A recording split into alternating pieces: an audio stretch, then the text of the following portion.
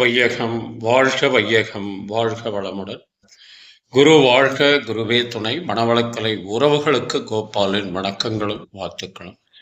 அருட்தந்தை வேதாத்ரி மகரிஷியின் மனவளக்கலை பற்றி தினமும் சிந்தித்துக் கொண்டிருக்கின்றோம். அருட்தந்தை எழுதிய ஒரு கவி: உன் செயலை இன்ப துன்ப உணர்வுகளை எல்லாம், உன் செயலை இன்ப துன்ப உணர்வுகளை எல்லாம் உள்ளிருந்து வாங்கி கருமையத்துள் வைத்து, உள்ளிருந்து வாங்கி கருமையத்துள் வைத்து, உன் மனம் உள் திரும்ப ஒவ்வொன்றாய் காட்டி, உன் மனம் உள் திரும்ப ஒவ்வொன்றாய் காட்டி, உன்னை வழி நடத்துவது உண்மை தெய்வம் அன்றோ, உன்னை வழி நடத்துவது உண்மை தெய்வம் அன்றோ.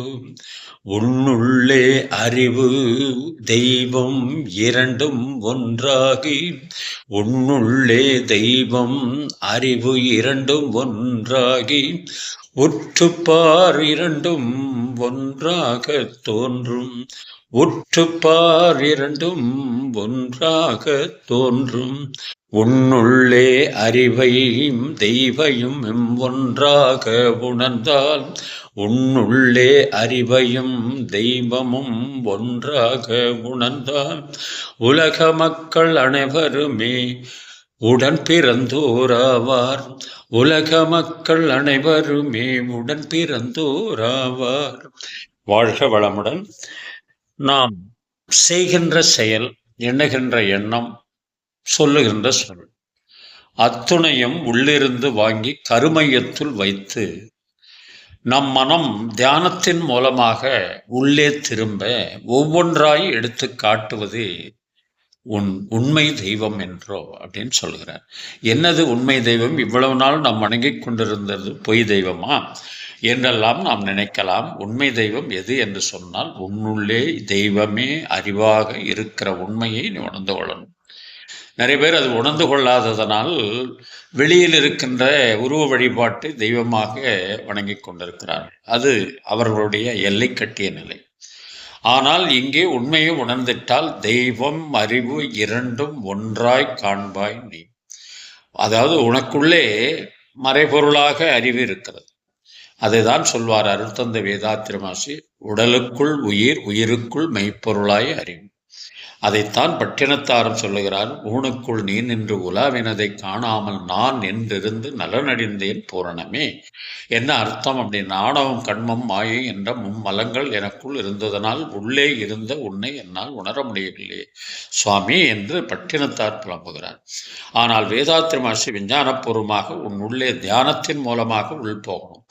மனம் இவ்வளவு நாள் வெளி டிராவல், அவுட்டர் டிராவல் இருந்தது. ஆனால் இங்கே வந்த பிறகு இன்னர் டிராவலை கற்றுக் கொடுக்கிறார் வேதாத்ரி மகரிஷி. தியானத்தின் மூலமாக உன் மனதை நீ உணர ஆரம்பித்து விட்டால் மனம் ஒடுங்கி உயிராக மாறிவிடும். அந்த உயிருக்குள் அறிவாக இருப்பதை நீ உற்று பார்த்தால் அறிவும் தெய்வம் இரண்டும் ஒன்றாய் காண்பாய். அந்த உன்னுள்ளே, உனக்குள்ளே அறிவு தெய்வமாக இருப்பதை நீங்கள் உணர்ந்து விட்டீர்கள் என்று சொன்னால், ஒவ்வொரு ஜீவனுக்குள்ளேயும் இறைவன் அறிவாக இருக்கிற உண்மையை உணர்ந்து விடுவோம். அப்படி உணர்ந்து விட்டால் அவர்களெல்லாம் நம்முடைய உடன் பிறந்தோர் ஆவார் என்ற ஒரு கருத்தை சொல்வதற்கு அருட்தந்தை அவர்கள் சொல்லுகிறார். ஆக அறிவுதான் உள்ளே தெய்வமாக இருக்கிற உண்மையை நாம் உணர்ந்திட வேண்டும். அதை கவியரசர் கண்ணதாசன், கண்ணை நம்பாதே உன்னை ஏமாற்றும், உன்னை ஏமாற்றும் நீ காணும் தோற்றம் உண்மை இல்லாதது, அறிவை நீ நம்பு உள்ளம் தெளிவாகும் அடையாளம் காட்டும் பொய்யே சொல்லாதது. ஏன் அறிவு பொய் சொல்லாது? தெய்வமே உன்னுள் அறிவாக இருப்பதனால் தெய்வம் பொய் சொல்வதற்கு வாய்ப்பில்லை அப்பா. இருந்தாலும் நாம் பழக்கத்தின் காரணமாக யாராவது காவி உடை அணிந்திருந்து தாடி வைத்து கொண்டிருந்தால் அவர்களை சாமி என்று நினைத்து கருதி காலில் விழுகின்ற பழக்கம் இன்னமும் இருந்து கொண்டு நீடித்து கொண்டிருக்கிறது. மாற வேண்டும். ஓம் முருகா என்று சொல்லி உச்சரிக்கும் சாமிகளே, ருத்ராட்ச பூனைகளாய் வாடுறீங்க. சீமானின் போர்வையிலே சாமானிய மக்களை ஏமாற்றி கொண்டாட்டம் போடுறீங்க. பொய்மை எப்போதும் ஓங்குவதும் இல்லை, உண்மை எப்போதும் தூங்குவதும் இல்லை. கண்ணை நம்பாதே, உன்னை ஏமாற்றும் நீ காணும் தோற்றம் உண்மை இல்லாதது. அறிவை நீ நம்பு, உள்ளம் தெளிவாகும், அடையாளம் காட்டும் பொய்யே சொல்லாதது. பொன்பொருளை கண்டவுடன் வந்த வழி மறந்துவிட்டு கண்மூடி போகிறவர் போகட்டுமே. என் மனதை நான் அறிவேன், என் உறவை நான் மறவேன், எதுவான போதிலும் ஆகட்டுமே. நன்றி மறவாத நல்ல மனம் போதும், என்றும் அதுவே என் மூலதனம் ஆகும். கண்ணை நம்பாதே, உன்னை ஏமாற்றும் நீ காணும் தோற்றம் உண்மை இல்லாதது.